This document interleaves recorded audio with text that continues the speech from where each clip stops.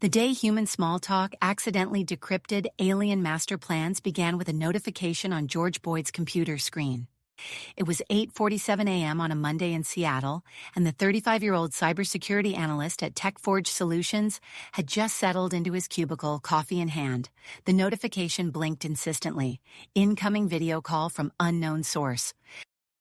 George's finger hovered over the mouse. Company policy dictated ignoring such calls, but something about this one felt different. He clicked accept. The screen flickered to life, revealing a face that was decidedly not human. Reptilian features, adorned with bioluminescent markings that pulsed with an otherworldly glow, filled George's monitor. The being's vertical pupils dilated as it focused on George. "Greetings, George Boyd. I am Voller, diplomatic liaison for the Mizarian Confederacy," the alien stated, its voice a harmonious blend of hisses and clicks. "We require your assistance in a matter of utmost urgency." George blinked, his mind racing to process the situation. How do you know my name? What's this about?" Volar's skin markings flashed a pattern of blue and green. "Our interstellar communication networks have detected a potential security breach. Your expertise in cybersecurity is needed to investigate and resolve this issue." Skepticism warred with curiosity in George's mind. This has to be a prank. Aliens? Interstellar networks?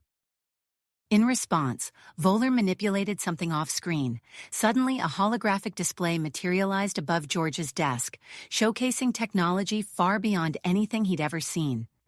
Three-dimensional schematics of what appeared to be faster-than-light communication relays rotated in the air. "This is real," George breathed, his doubt evaporating. "Okay, I'll help. What do you need me to do?" Volar transmitted a complex set of data logs to George's computer. As George began analyzing the information, he found himself falling back on ingrained social habits. "So, what's the weather like on your planet? Any good sports to watch?" As George engaged in this casual banter, neither he nor Voller realized the profound impact these seemingly innocuous questions were having. The patterns of human small talk, utterly foreign to Mizarian communication protocols, triggered an unforeseen reaction in their encryption algorithms. George's screen suddenly filled with a cascade of decrypted messages. His eyes widened as he scanned the contents, revealing the Mizarians' true intentions, a meticulously planned strategy to infiltrate Earth's governments and subjugate humanity. Heart pounding, George maintained his composure, continuing his small talk with Voller while discreetly copying the decrypted files to a secure server. "Hey Voller, ever tried coffee? It's pretty much the fuel that keeps us humans going." Meanwhile, at the Pentagon, General Marcus Steele received an urgent alert about unprecedented alien communication activity. He immediately assembled a task force, unaware that Earth's fate now hinged on a cybersecurity analyst's ability to extract crucial information while making small talk with an alien diplomat. As George delved deeper into the Mizarian plans, he uncovered details of their advanced weaponry, infiltration tactics, and a shockingly imminent invasion timeline. Humanity had just 72 hours before the Mizarians would launch their attack. With the weight of Earth's future on his shoulders, George Boyd found himself in a race against time. He had to warn world leaders and help prepare Earth's defenses, all while maintaining the pretense of casual conversation with Voller. The security of the entire planet now depended on George's ability to keep calm, keep talking, and outsmart an alien race that had vastly underestimated the power of human small talk. George's mind raced as he processed the information cascading across his screen. The Mizarian invasion plans, now laid bare before him, sent a chill down his spine. He took a deep breath, steadying himself. Years of cybersecurity training kicked in, and he began methodically copying the decrypted files to a secure server while maintaining his facade of casual conversation. "You know, Voller," George said, his voice betraying no hint of his discovery, "I've always wondered what alien civilizations do for fun. Do you guys have any favorite pastimes?" As Voller launched into an explanation of Mizarian recreational activities, George's fingers flew across the keyboard, compiling a dossier of the invasion plans. He disguised his actions as routine cybersecurity protocols, occasionally nodding and responding to Voeller's words to maintain the illusion of engagement. "Fascinating stuff," George commented, suppressing the urgency in his voice. "Speaking of activities, have you ever heard of memes? They're these funny images humans share online. I could show you a few if you're interested." As George continued to sprinkle his conversation with Earth-specific references and cultural nuances, he noticed something unexpected in the Mazarian communication logs.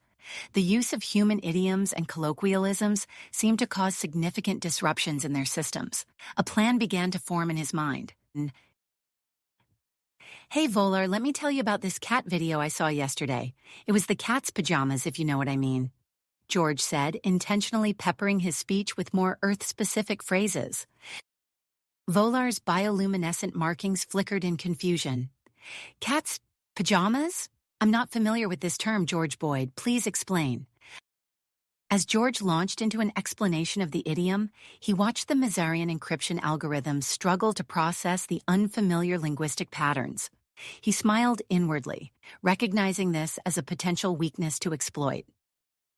Meanwhile, at the Pentagon, General Marcus Steele strode into a hastily assembled situation room. "What do we know?" he demanded, his resolute expression sweeping over the assembled experts. Dr. Emily Brown, a xenolinguist with sharp eyes and a sharper mind, stepped forward. "Sir, we've detected an unprecedented surge in alien communication activity. The patterns are unlike anything we've seen before." Major Jack Harper, a seasoned military strategist, chimed in. "We're working on decrypting the transmissions, but it's slow going. Whatever tech they're using, it's light years ahead of ours." As the team at the Pentagon worked tirelessly to unravel the mystery, George Boyd in Seattle was racing against time. He knew he needed to alert the authorities without tipping off the Mazarians. Drawing on his cybersecurity expertise, he began crafting a complex series of encrypted messages. George embedded these messages within routine internet traffic, designing them to catch the attention of government cybersecurity systems. Each packet of data contained critical information about the impending invasion, carefully concealed beneath layers of innocuous code. As night fell over Seattle, George's conversation with Voller took a tense turn. The Mazarian diplomat's tone shifted, becoming increasingly suspicious. "George Boyd, your communication patterns have become irregular," Voller said, vertical pupils narrowing. "Explain the reason for these anomalies." George felt sweat bead on his forehead. He knew his cover was about to be blown. "Oh, you know how it is, Voller. Monday mornings, am I right? Never quite feel like myself until I've had my third cup of coffee." As he spoke, George's hand hovered over the fire alarm. In a split-second decision, he pulled it, triggering a building-wide evacuation. Alarms blared, and the office erupted into controlled chaos. "I apologize, Voller," George said, feigning concern. "It seems there's an emergency in our building. I must disconnect now." Before Voller could respond, George ended the call. He quickly downloaded the last of the crucial Mazarian data onto a secure drive and joined the stream of evacuating employees. As he exited the building, George's trained eye caught sight of a group that didn't quite fit. Their movements were too precise, their gazes too focused. His heart rate spiked as he realized these must be Mazarian agents, already on Earth and closing in on him. George melted into the crowd, his mind working overtime to formulate an escape plan. The rainy Seattle night provided some cover, but he knew he couldn't rely on it for long. He needed to disappear, and fast. Turning down a side alley, George heard footsteps behind him. He quickened his pace, the secure drive feeling heavy in his pocket. The weight of humanity's future pressed down on him as he navigated the wet, glistening streets of Seattle. As he rounded another corner, George spotted a late-night cafe. He ducked inside, ordering a coffee to blend in with the other patrons. Through the window, he saw the Mazarian agents pass by, their otherworldly grace out of place among the human pedestrians.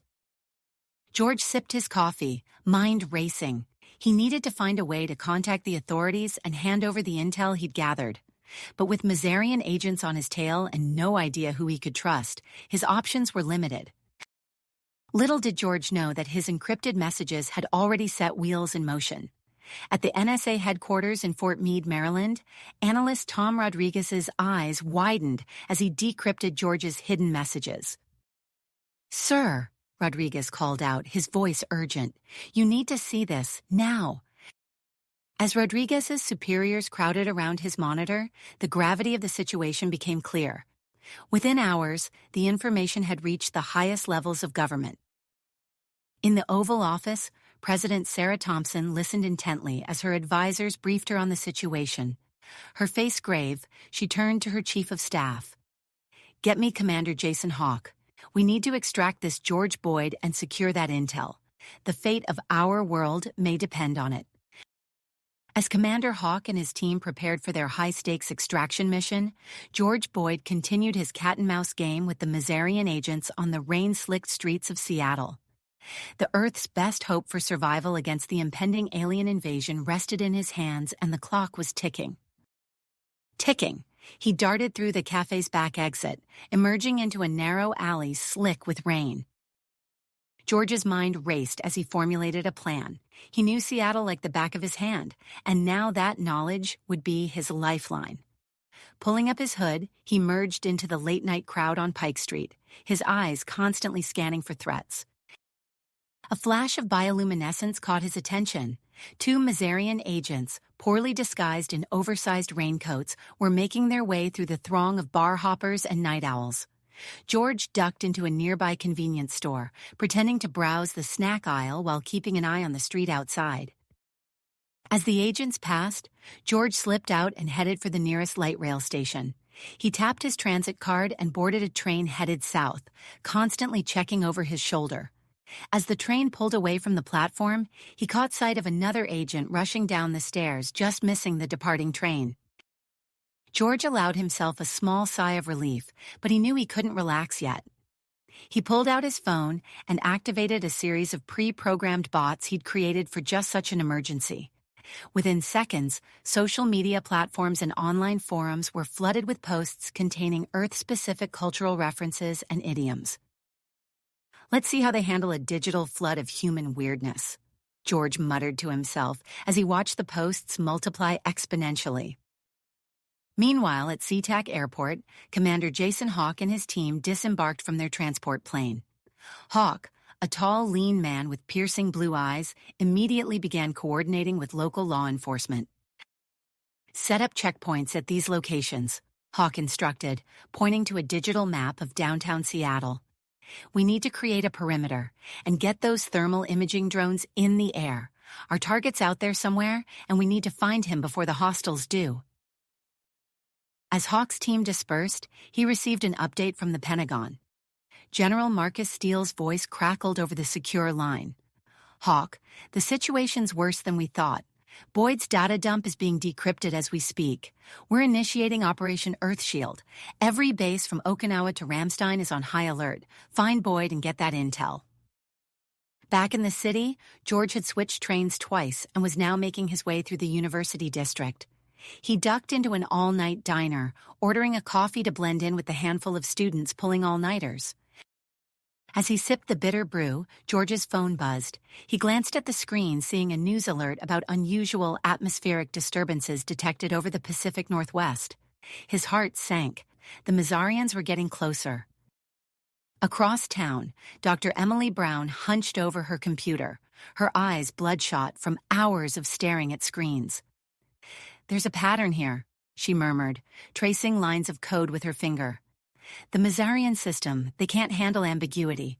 Every time Boyd used an idiom or a cultural reference, their encryption faltered." She turned to her team, excitement breaking through her exhaustion. "We need to weaponize this. Create a linguistic virus that exploits these loopholes.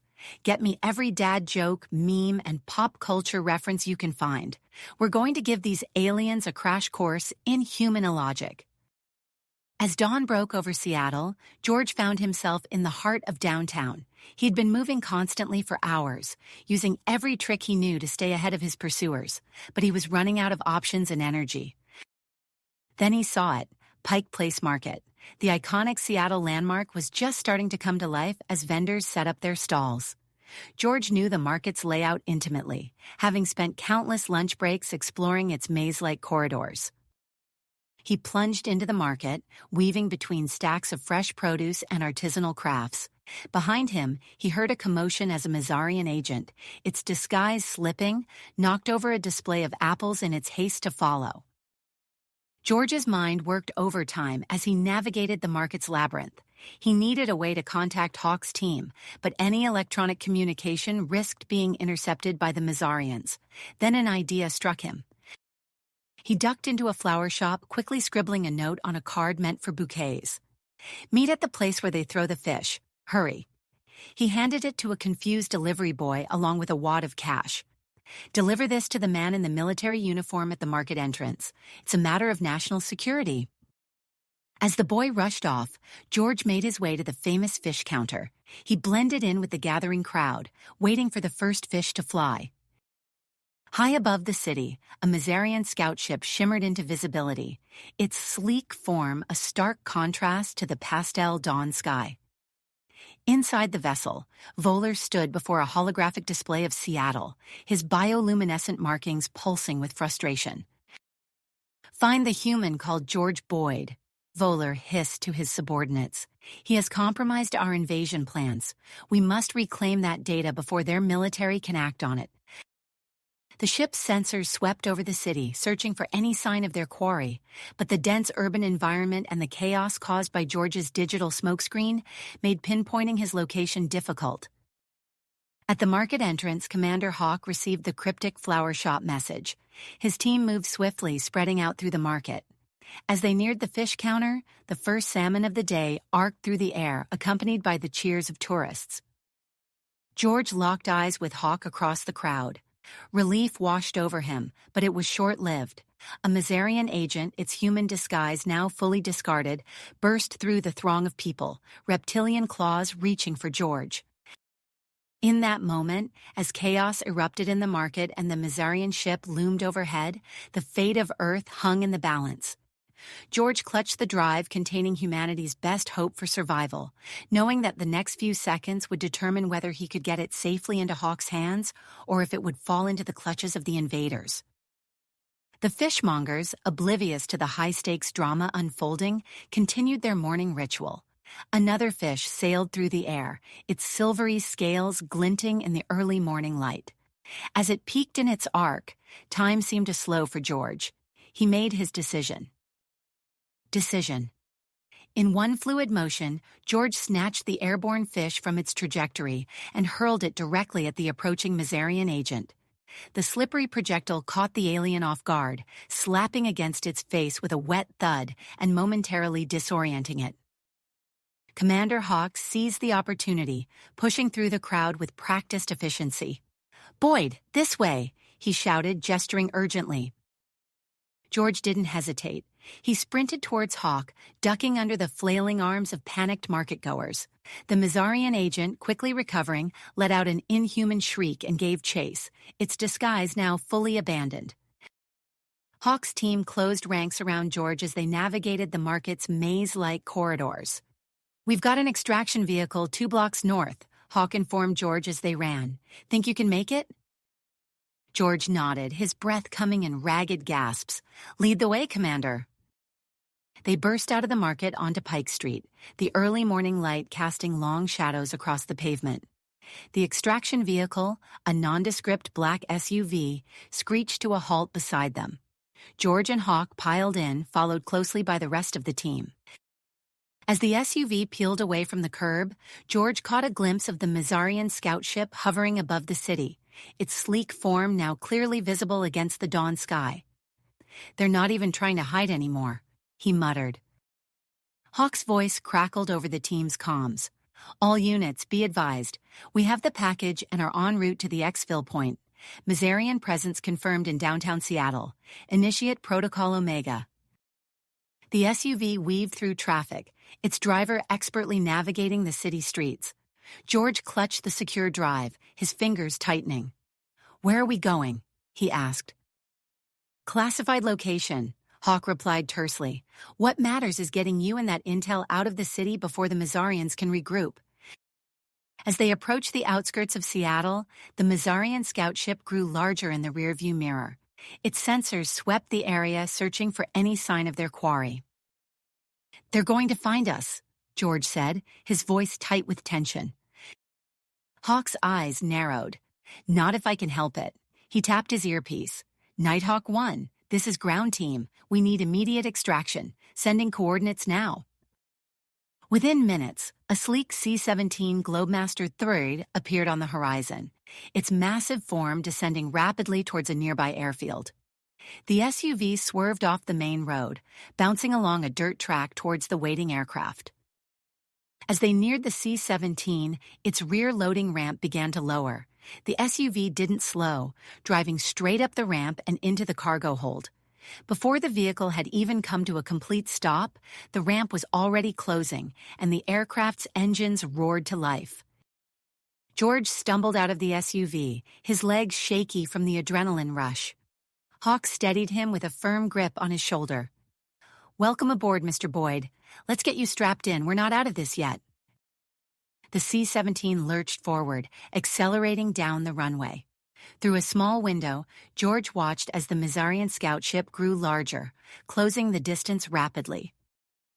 "Initiating stealth systems," the pilot's voice announced over the intercom. A faint hum filled the aircraft as advanced technology came to life, rendering them invisible to Mazarian sensors. The C-17 lifted off, banking hard to the east. The Mazarian ship hovered over the airfield, its sensors sweeping fruitlessly for any sign of their prey. As they climbed to cruising altitude, Hawk approached George with a secure laptop. "We need to transmit that data to the Pentagon immediately. Every second counts." George nodded, inserting the drive into the laptop. His fingers flew over the keyboard, initiating the quantum-encrypted transmission. "It's going through now," he reported. "General Steele should be receiving it in real time." Thousands of miles away, in the heart of the Pentagon, General Marcus Steele watched as the data flooded his screens. His eyes widened as the full extent of the Mazarian invasion plans became clear. "My God," he breathed. Turning to his staff, he barked out orders. "Initiate global defense protocols. I want every base from Okinawa to Ramstein on high alert. And get me President Thompson on the line. She needs to see this now." Back on the C-17, George slumped in his seat, the weight of the past few hours finally catching up with him. Hawk handed him a bottle of water and an energy bar. "Get some rest," the commander advised. "We've got a long flight ahead of us, and you'll need your strength for what comes next."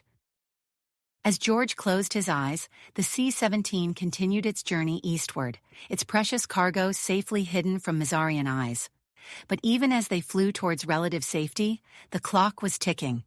The Mazarian fleet was approaching, and Earth's defenses were just beginning to mobilize. Hours later, the C-17 touched down at a hidden airfield nestled in the Rocky Mountains of Colorado. As the rear ramp lowered, George was greeted by a blast of cool mountain air and the sight of a heavily fortified underground entrance. Commander Hawk led the way, guiding George through a series of security checkpoints. "Welcome to the bunker," Hawk said as they entered a vast underground complex, one of the most secure facilities on the planet, and for the next few days, your new home. They were met by a team of scientists, led by a woman with piercing green eyes and a determined set to her jaw. "Mr. Boyd," she said, extending her hand. "I'm Dr. Emily Brown. We've been eagerly awaiting your arrival." George shook her hand, noting the intensity in her gaze. "Glad to be here, Dr. Brown. I understand we have work to do." Dr. Brown nodded, leading them to a state-of-the-art laboratory. "Your insights into Mazarian language and communication have been invaluable. We've been working on refining the weaponized small talk concept, but with your first-hand experience, we can take it to the next level." For the next several hours, George worked closely with Dr. Brown and her team of linguists. They pored over his notes, analyzed Mazarian communication patterns, and developed increasingly complex algorithms designed to exploit the aliens' rigid language processing systems. "It's not just about confusing them," George explained, gesturing to a holographic display of Mazarian language structures. It's about overloading their systems with context-dependent expressions, idioms that don't translate literally, and cultural references that require shared experiences to understand. Dr. Brown's eyes lit up with excitement. Of course, their binary thinking can't handle the ambiguity. If we combine multiple Earth languages, we create a linguistic weapon they can't defend against. George finished, a grim smile on his face. As they worked, reports came in from around the globe. President Thompson's address to the UN Security Council had galvanized world leaders into action. Military assets were being pooled, civilian populations moved to fortified shelters, and the Aegis satellite defense system primed for the impending arrival of the Mazarian fleet. Commander Hawk entered the lab, his face grave. We've got confirmation. The Mazarian fleet will reach Earth orbit in less than 24 hours. A tense silence fell over the room. George looked at the fruits of their labor. Pages of carefully crafted phrases, multilingual broadcasts designed to disrupt Mazarian systems, and complex algorithms that could potentially turn Earth's linguistic diversity into a powerful defense. It's not enough, George said, breaking the silence. We need to get this closer to the source. If we could deploy this directly into their command structure. Hawk's eyes narrowed, a plan already forming in his mind. We might have a way to do just that, but it's going to be risky. As Hawk outlined his daring plan to infiltrate the approaching Mazarian fleet, George felt a mix of fear and commitment wash over him. The fate of humanity would rest on their ability to turn words into weapons, to use Earth's rich tapestry of languages as a shield against alien invasion. With the clock ticking down to humanity's greatest challenge, George, Dr. Brown, and Commander Hawk prepared for a mission that would take them into the heart of the enemy fleet. As they gathered their equipment and made final preparations, the weight of their responsibility settled heavily upon them. The next few hours would determine the future of Earth, and they were the planet's best hope for survival. Survival.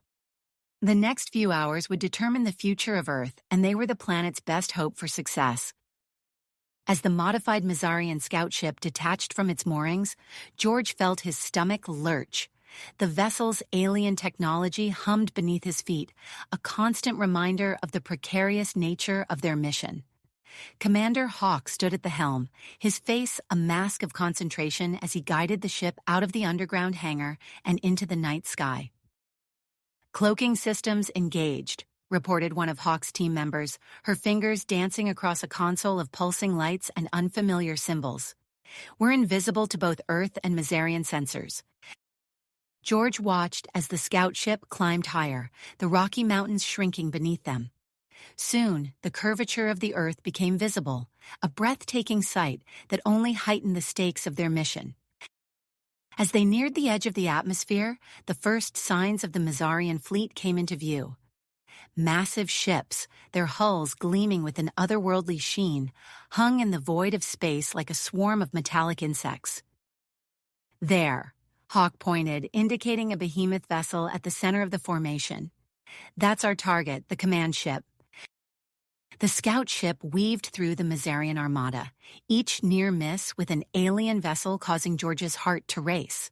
Despite their cloaking technology, he couldn't shake the feeling that at any moment they might be discovered. As they approached the command ship, its true scale became apparent. The vessel dwarfed their scout ship, its surface a maze of strange protrusions and glowing conduits. Beginning docking sequence, Hawk announced. The scout ship maneuvered alongside the massive alien craft, seeking out an appropriate airlock. With a soft thud and a hiss of equalizing pressure, they were attached. George moved to the airlock, his hands shaking slightly as he interfaced with the Mazarian security systems. The alien's binary language flowed through his mind, a stream of data he manipulated with practiced ease. After a tense moment, the airlock cycled open. "We're in," he whispered. The team moved swiftly through the alien corridors, their footsteps muffled by the strange, almost organic flooring. The ship's interior was a disorienting mix of hard angles and flowing curves, bathed in a pulsing blue-green light. As they navigated the labyrinthine passageways, George's secure comm device buzzed. Dr. Brown's voice came through, tinny but urgent. George, we've made a breakthrough. Combining tonal patterns from Mandarin Chinese with Xhosa clicks creates an even more potent disruptive effect. I'm transmitting the updated algorithm now. George acknowledged the transmission, his mind already racing with the implications. The linguistic weapon was evolving, becoming more powerful with each iteration. Their progress was halted as they rounded a corner, coming face to face with a group of Mazarian guards. The aliens' eyes widened in surprise, their scaled skin shifting colors in what George recognized as an alarm response. Before the Mazarians could react, Hawk gave a sharp hand signal. His team raised their weapons, emitting a high-pitched whine that made George's teeth ache. The Mazarians collapsed, their bodies twitching as the sound waves disrupted their nervous systems. Non-lethal, Hawk explained, noting George's shocked expression. We can't risk setting off any alarms. They pressed on, the encounter adding a new urgency to their steps.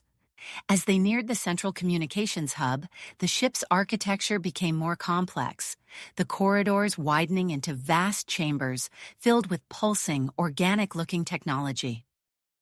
Finally, they reached their target. The communications hub was a cavernous room, dominated by a central pillar of swirling energy. Countless data streams flowed in and out, connecting the command ship to the rest of the Mazarian fleet. George approached a nearby console, his fingers hovering over the alien interface. He took a deep breath, then plunged into the Mazarian network. The binary language flooded his consciousness, a torrent of information that threatened to overwhelm him. But he pushed through, using his knowledge of Mazarian systems to navigate the complex web of data. With painstaking precision, George began to upload the linguistic weapon.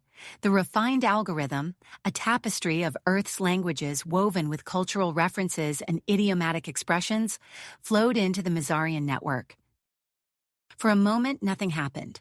Then alarms began to blare throughout the ship, a cacophony of alien sounds that set George's nerves on edge. "They've detected us," Hawk shouted over the noise. "Hold your positions."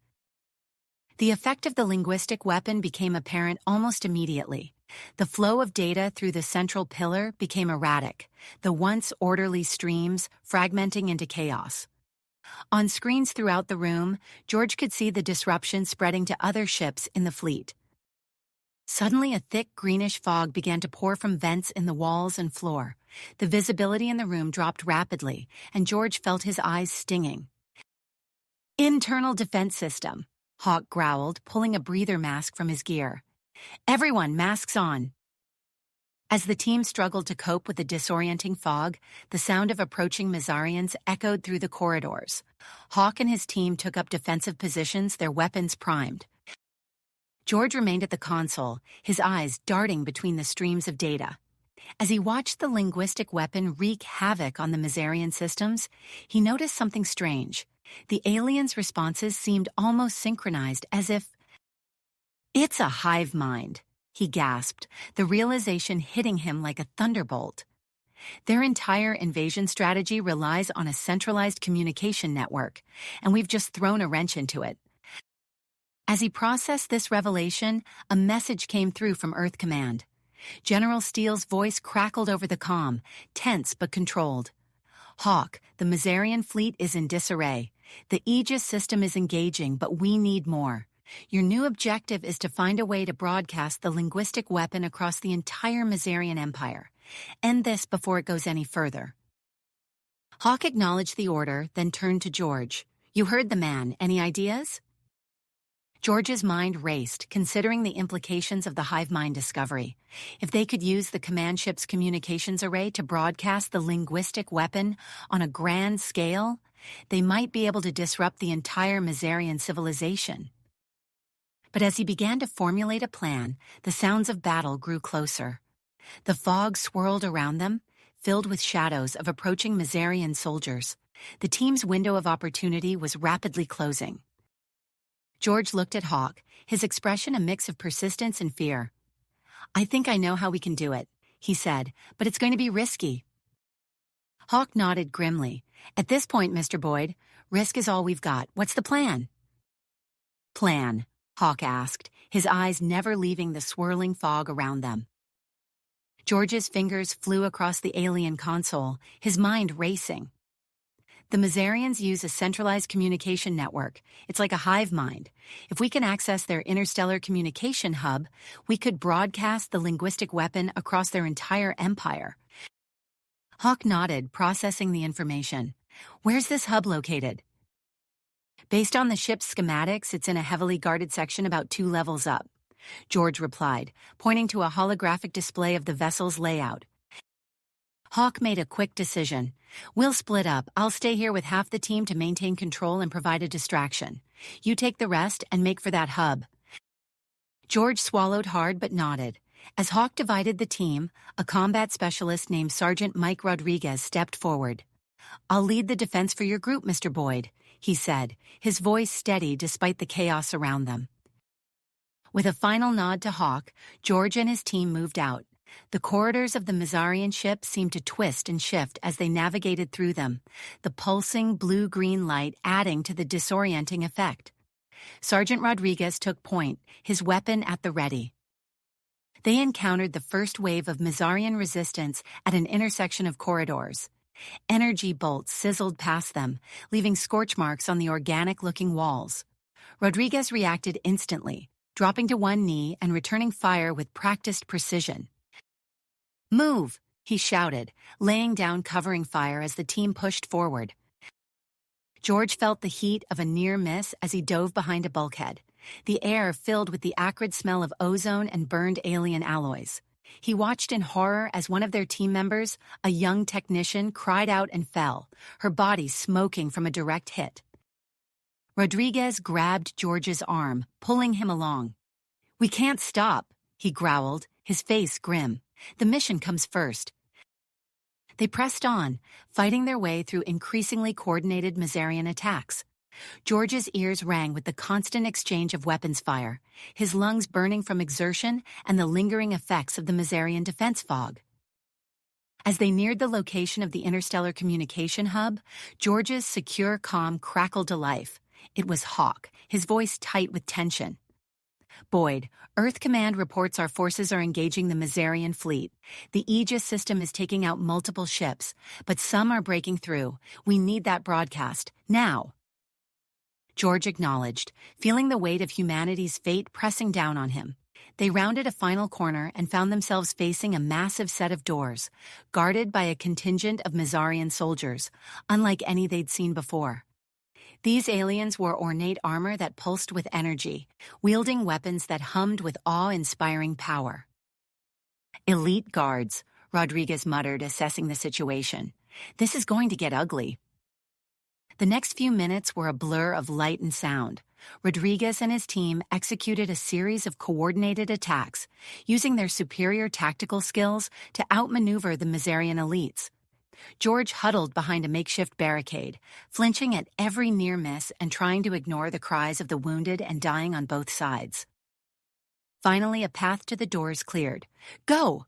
Rodriguez shouted, blood streaming from a gash on his forehead. We'll hold them off. George sprinted for the entrance, his hands shaking as he interfaced with the security panel.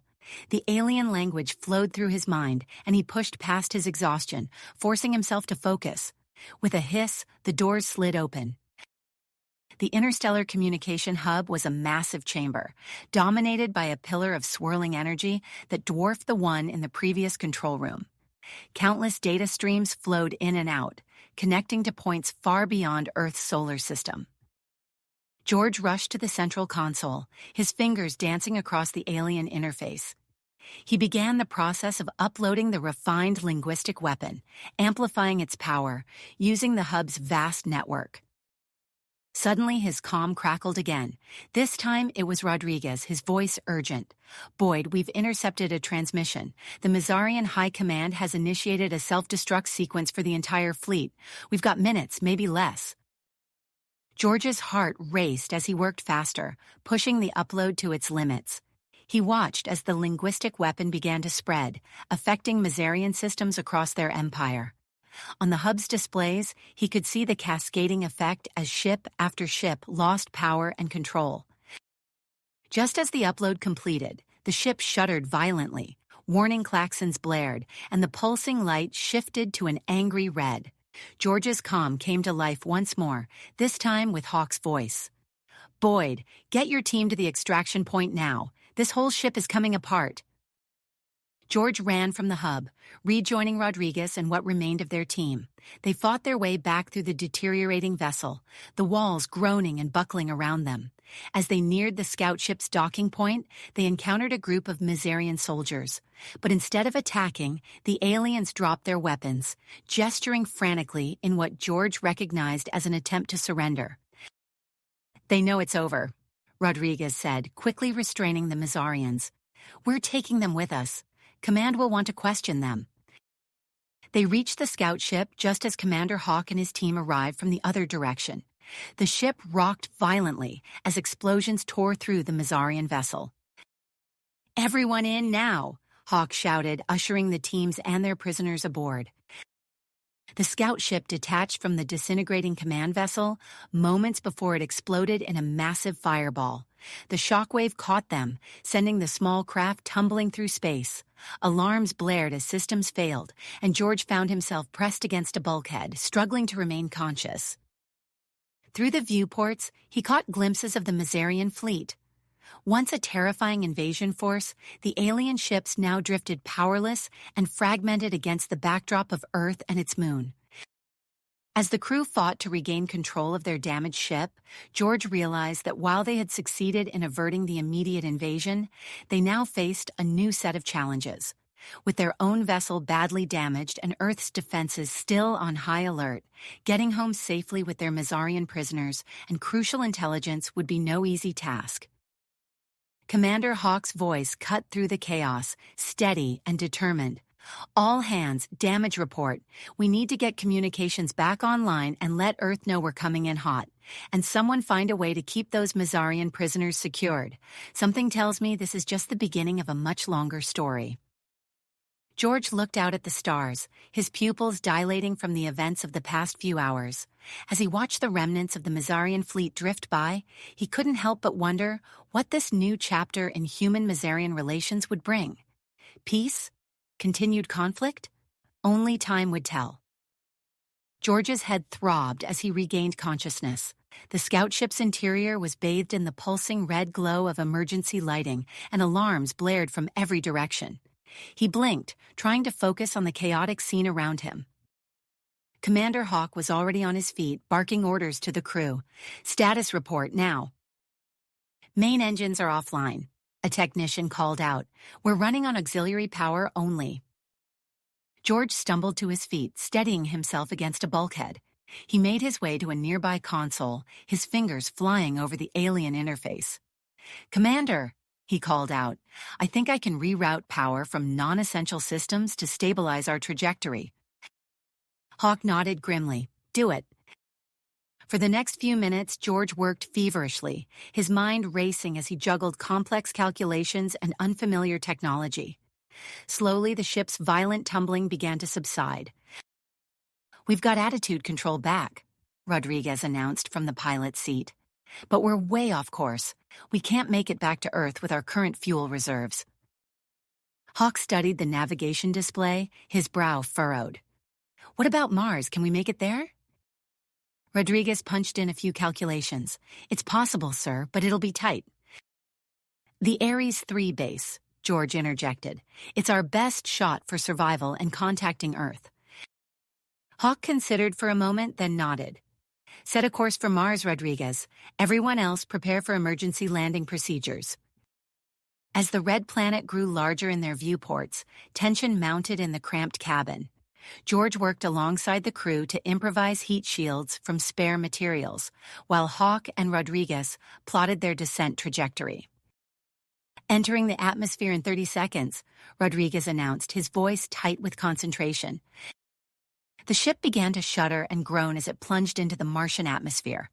Sparks flew from overloaded consoles, and the heat inside the cabin rose to nearly unbearable levels. "Hold on!" Hawk shouted as the ground rushed up to meet them.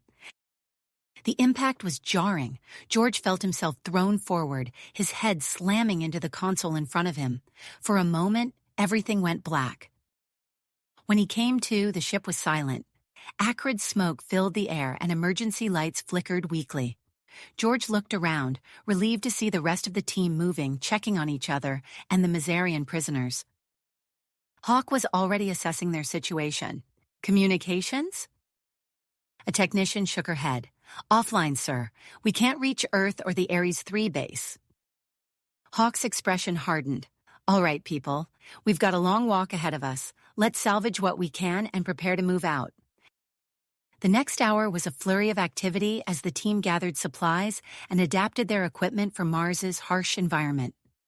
George found himself working alongside Rodriguez to modify pressure suits for their Mazarian prisoners. As they worked, George noticed one of the aliens watching him intently. It was a female, he realized, her large eyes filled with a mix of curiosity and apprehension. I'm George, he said, gesturing to himself. The Mazarian blinked, then responded in a series of clicks and whistles. George's mind raced to process the alien language. Zix, she said, pointing to herself. UN stopped the invasion. George nodded cautiously. We had to protect our world. Zix's expression shifted, becoming almost sad. Many Mazarians did not want war. Small group, forced invasion. Before George could respond, Hawk called out, We're moving out. Stay alert and conserve your oxygen. It's a long way to Ares 3.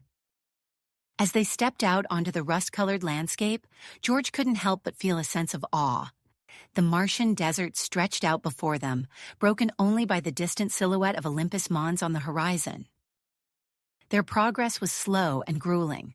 The Martian gravity, while lighter than Earth's, still took its toll as they trudged across the uneven terrain. George found himself walking near Zix, their earlier conversation weighing on his mind. Suddenly, Rodriguez held up a hand, signaling the group to stop. Commander, he called out, pointing to the west. We've got a problem. On the horizon, a massive wall of dust was visible, stretching from the ground to the sky. The storm was approaching rapidly, its howling winds already audible through their suits' communications. Double time, Hawk ordered. We need to reach Ares 3 before that storm hits. The team broke into a run, their bulky suits hampering their movement. George's lungs burned as he pushed himself to keep up. Beside him, he could hear Zix's labored breathing through the comm system. As the storm closed in, visibility dropped to near zero. The team was forced to link up, forming a human chain to avoid getting separated. Rodriguez took the lead, his helmet's heads-up display guiding them towards the base. Just when it seemed they couldn't go any further, a dark shape loomed out of the swirling dust. The Ares 3 base stood before them, its airlock a beacon of hope in the Martian maelstrom. George rushed to the control panel, his fingers flying over the interface as he worked to bypass the security systems. Come on, he muttered, acutely aware of the storm raging around them. With a hiss, the airlock cycled open. The team piled inside, collapsing in exhaustion as the outer doors sealed behind them. Once inside the base proper, they were met with eerie silence. Emergency lighting cast long shadows through the corridors, and a layer of dust covered every surface. The base is in low-power mode, George observed, studying a nearby console. It doesn't look like anyone's been here for months. Hawk nodded grimly. All right, our first priority is to get full power restored and the life support systems online. Then we need to establish communication with Earth. As the team spread out to tackle their assigned tasks, George found himself working alongside Zix to reactivate the base's primary systems. Despite the language barrier, they fell into an efficient rhythm, their shared technical knowledge bridging the gap between their species. Hours later, the base hummed with renewed life. Lights flickered on throughout the facility, and the gentle whir of air circulation filled the corridors. George stood before the newly activated communication array, his heart pounding as he initiated the call to Earth. After several tense moments, a familiar voice crackled through the speakers. This is Earth Command. Identify yourself. George let out a breath he didn't realize he'd been holding. This is George Boyd, part of Commander Hawk's team. We're at the Ares 3 Mars base. The linguistic weapon was successfully deployed, but we were forced to make an emergency landing here. There was a pause, then the voice returned, filled with terrifying excitement.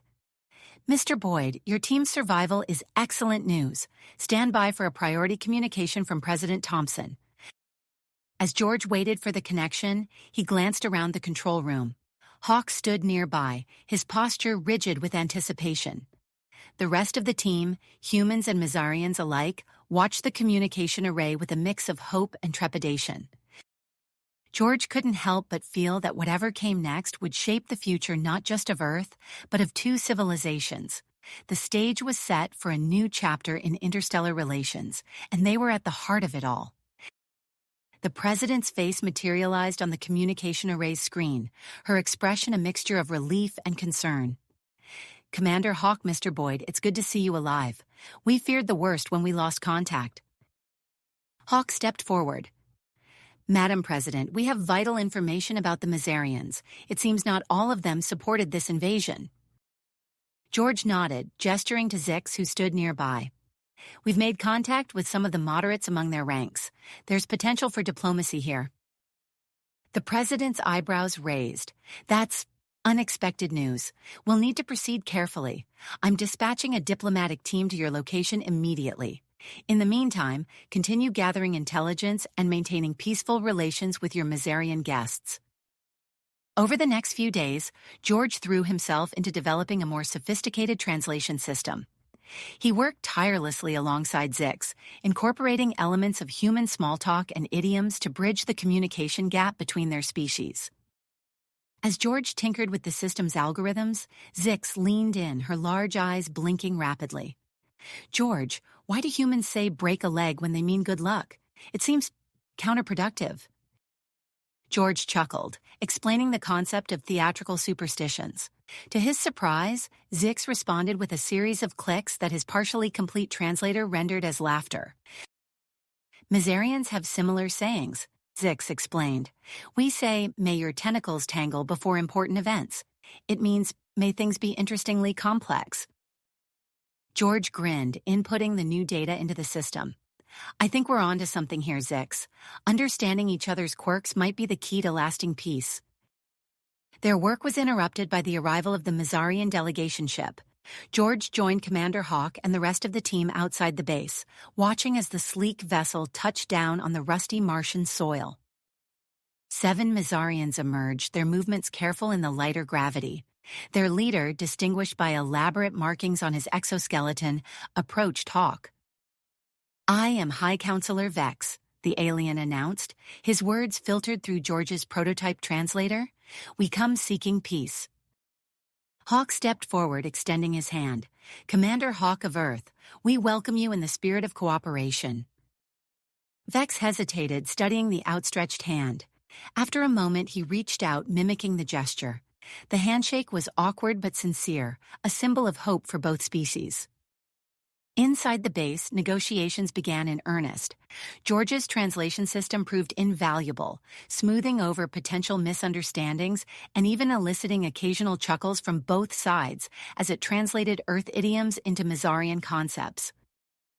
So, when we say that's a tough nut to crack, George explained to a fascinated Vex, it's similar to your phrase, untangling a quantum knot.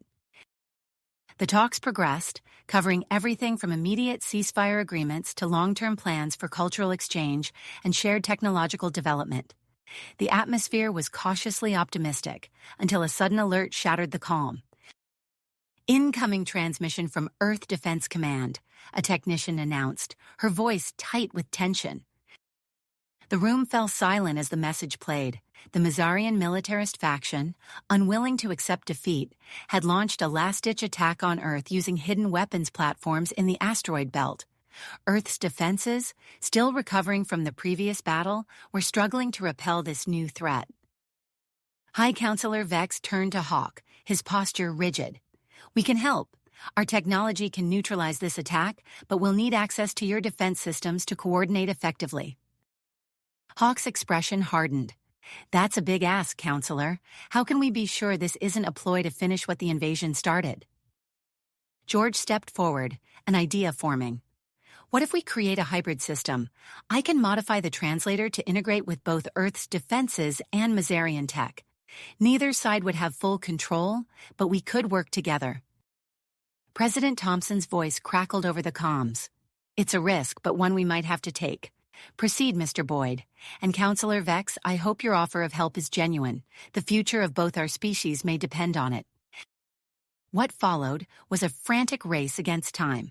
George's fingers flew over the keyboards, modifying code and integrating systems that were never meant to work together. Zix worked alongside him, her knowledge of Mazarian technology proving invaluable. As the hybrid defense network came online, they watched in tense silence as the battle unfolded in real time. Human and Mazarian forces, guided by the nuanced communication allowed by George's translator, operated with unprecedented coordination. Fighter pilots on both sides called out maneuvers using a mix of technical jargon and colloquialisms. "Bogey on my 6, a human pilot shouted, the translator smoothly rendering it into Mazarian tactical language. "Quantum flux detected in Sector Gamma," a Mazarian commander announced, the meaning clear to the human operators. The battle raged for hours, a fierce engagement that tested the limits of the fledgling alliance. But slowly, inevitably, the tide turned. The militarist faction, outmaneuvered and outgunned by the combined forces, began to falter. As the last of the rogue Mazarian ships surrendered or fled, a cheer went up in the control room. Humans and Mazarians alike celebrated, the barriers between them seeming to dissolve in the wake of their shared victory. In the days that followed, a formal peace treaty was drawn up.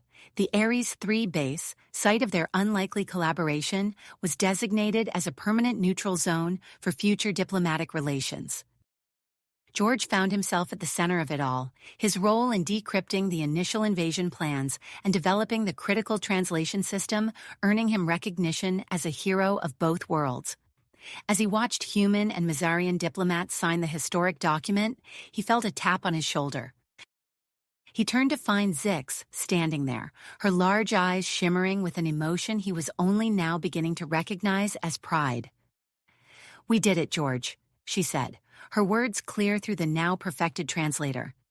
"We've opened a door to a new future." George nodded, a smile spreading across his face.